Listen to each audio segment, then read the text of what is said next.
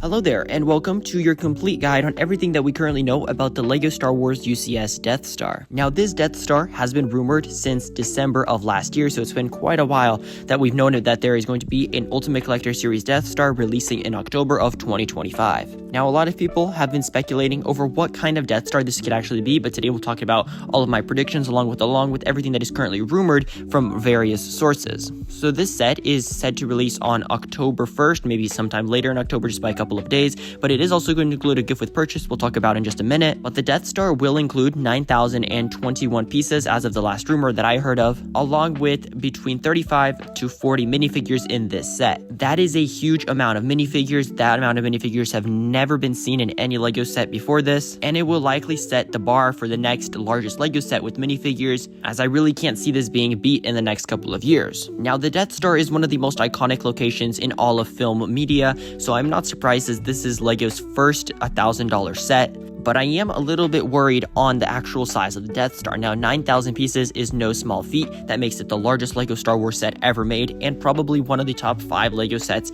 ever made as well. However, we saw with this past wave that LEGO can easily squish a lot of pieces into a very small confined space. Like this past turbo tank that's releasing in August is going to include over 800 pieces, and it's a tiny model that fits in the palm of your hand. Well, at least most of it does. However, that is still not a lot of size that it takes up despite having nearly 1,000 pieces. So I'm definitely a little bit concerned about the size of the Death Star. Now, I'm sure it'll be a large model. It'll at the very least be the size of the previous Death Stars from LEGO, such as the 2016 and the 2008 version. I'm sure it'll be at least that big, but those sets retailed, I believe, for $500. This set is retailing for double that, so it has to be at least a little bit bigger. Along with that, I'm expecting a really full interior from this set. I'm talking about everything that we saw in the previous Death Stars, with the trash compactor, the interrogation room, all of the officer meeting rooms, the Death Star 2 duel. And I'm expecting to be able to recreate a lot of scenes. Pretty much any scene that we see taking place on the Death Star, I want it to be recreated. Now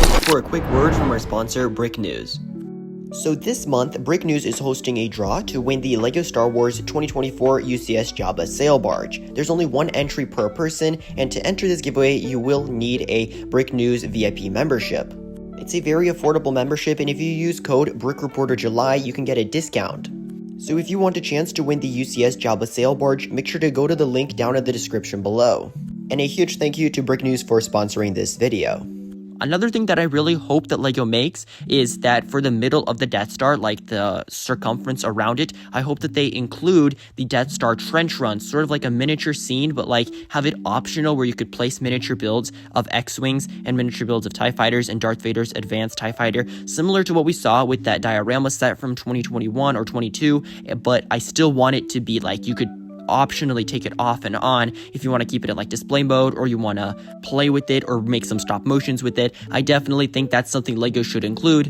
And I also really need LEGO to include panels. Now, I'm sure that's something that everybody wants, but I do feel like LEGO really needs to listen to the fans. If, I'm sure the set's already finished, but I hope that they finished it with panels. I really hope that, the entire build is paneled out. You could either pop them out or you can slide them open, fold them out, whatever way you can, but I need the interior to be easily accessible from the outside. If you just pop the panel off and play with it, that's fine. If it uses clips, I think that is a bit of a worry because clips over time tend to break off, at least in my experience. The clips, if the set is holding onto clips for like years, those clips will get loose and the panels will probably eventually start falling off. So I hope that it's something like hinges maybe, with the ball joints, that might not be too bad. Or if you kind of just like pop it into place, like with a really nice smooth building technique where you could just kind of slide them in, the panels would be really great to see like that as well.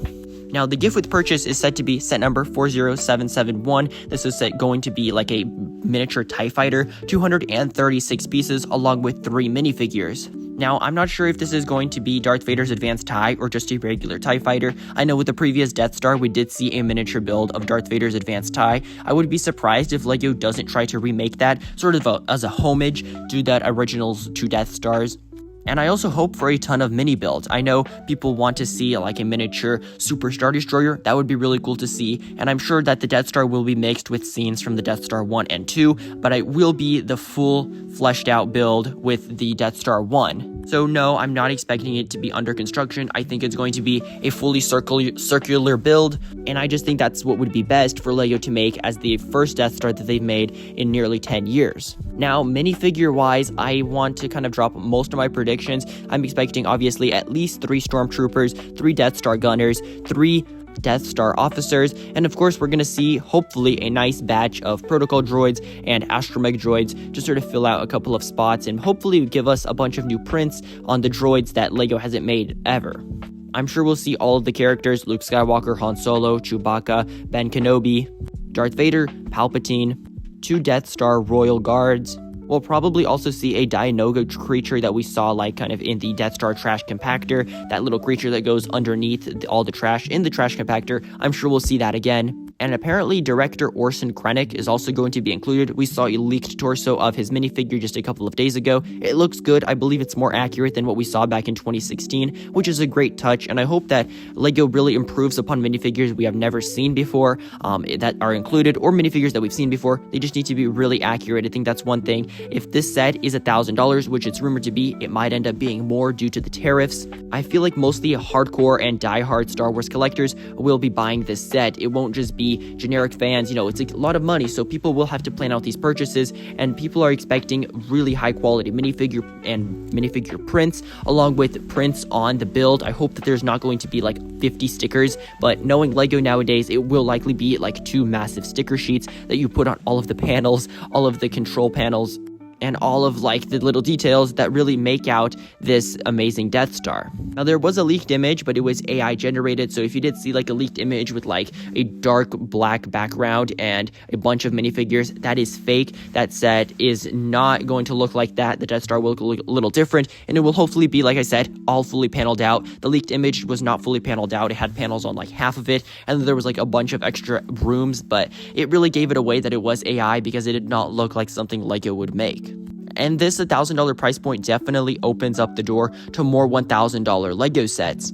Now, specifically talking about Star Wars, I really hope we see a Master Builder series set at the price of $1,000, hopefully within 1 or 2 years now. I would love to see a $1,000 Ewok Village. Same way I would love to see a $1,000 Hoth Echo base. I think both of those would be amazing choices for LEGO to make, as both of them have been not seen in LEGO in nearly 10 years. So if LEGO does see that the sales of the Death Star are good, despite it being a full $1,000, I am not going to be surprised when they release a couple of more $1,000 sets, and then eventually it'll move up to $1,100, $1,200, and then maybe in 10 to 15 years we'll have a $10,000 LEGO set. Now, I'm joking about that last part, but I do think that more $1,000 sets are on the horizon. I would love to see a Super Star Destroyer as well. That's something that really has been lacking from LEGO. Aside from the Midi scale set, I'm surprised we haven't seen a playset Super Star Destroyer. With the amount of Star Destroyers that we've seen, LEGO's never made a playset. They only ever made the Midi scale back in like 2023 or 2022, and then they made the UCS one back in 2011. That is everything for this video. If you did enjoy, make sure to drop a like and comment your thoughts down in the comment section below.